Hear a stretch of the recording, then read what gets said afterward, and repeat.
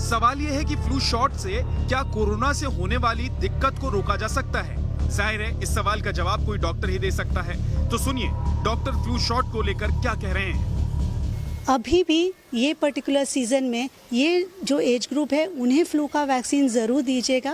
Plus जिन बच्चों को बार बार सर्दी खांसी होती है ड्यू टू रेस्पिरेटरी एलर्जीज़ या फिर जिन्हें क्रॉनिक इलनेस है जैसे हार्ट डिजीज़ है, किडनी प्रॉब्लम है, जो ज़्यादा कुछ लॉन्ग टर्म मेडिसिन के ऊपर है, उनको फ्लू का वैक्सीन देना ज़रूरी है। पर इसका मतलब ये नहीं है कि आपने फ्लू वैक्सीन ले लिया तो आप कोरोना से प्रोटेक्टेड है।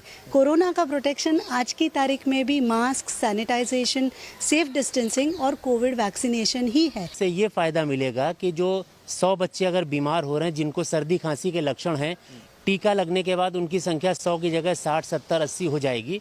क्योंकि जो इन्फ्लुएंजा वाले हैं, क्योंकि लक्षण दोनों के कॉमन है, वो इस पूल से हट जाएंगे तो सिस्टम पे लोड कम हो जाएगा, कम बच्चे बीमार दिखेंगे, इसलिए उनका उपचार इस जो सिस्टम है, हेल्थ केयर सिस्टम हमारा, वो बेहतर तरीके से कर पाएगा। इसके पीछे पॉलिसी यही है। डॉक्टर ये नहीं कह रहे हैं कि फ्लू शॉट से कोई दिक्कत है, लेकिन आपको ये समझना होगा कि फ्लू शॉट है क्या और कोरोना वैक्सीन क्या है। दोनों में बड़ा अंतर है। पहले स्टेप बाय स्टेप आप इस अंतर को समझ लीजिए, आधा कंफ्यूजन यहीं क्लियर हो जाएगा।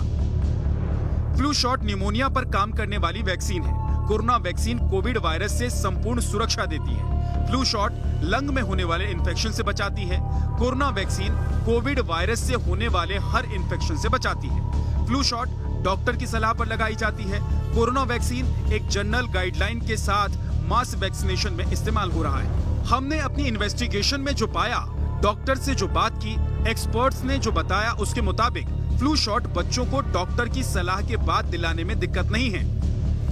लेकिन अगर आप ये मान रहे हैं कि फ्लू शॉट लेने के बाद आपका मुन्ना या मुन्नी कोरोना प्रूफ हो गए, तो ये आपकी गलतफहमी है।